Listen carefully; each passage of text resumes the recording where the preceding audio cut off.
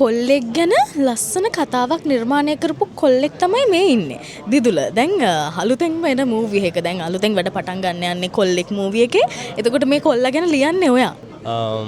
මම ඇත්තටම මේ නළුවෙක් වෙන්න ආපු මිනිස්සෙක් තමයි මේ ෆිල්ම් වල රඟපාන්න ආසාව හින්දා chance හම්බෙන්නේ නැති නිසා තමයි මම මේ ෆිල්ම් හදන්න පටන් ගත්තේ.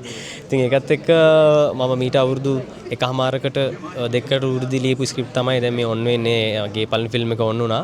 දැන් මේක ඇවිල්ලා මේ අවුරුද්ද ඔන් වෙන මගේ දෙවෙනි ෆිල්ම් එක. ඉතින් වෙනස් ශානර එකේ වැඩක්. ඉතින් අපි ගත්තොත් මේක ලස්සන ආදර කතාවක්. මා මිත්‍ර ඉස්තුරුගුණ තිලක අයියා තමයි මේක අධ්‍යක්ෂණය කරන්න බාරගත්තේ. ඉතින් අපි දෙන්න ගොඩක් කාලයක ඉඳලා ප්ලෑන් කරපු වැඩක් සහ අපි දැකපු හීනයක් තමයි අද මේ විදිහට මුහුරත් උල්ලකින් මේ ඔන්නුනේ වැඩේ. ඉතින් මම මගේ ටීම් එකට සහ ප්‍රවීණ රංගන ශිල්පීන් රසක් මේකට රංගන දායක වෙනවා. ඉතින් මම හැමෝටම සුබපතනවා මේ වැඩේ සාර්ථකව කරගන්න හැමෝටම ශක්තිධාරී හම්බෙන්න කියලා. ස්තුතියි.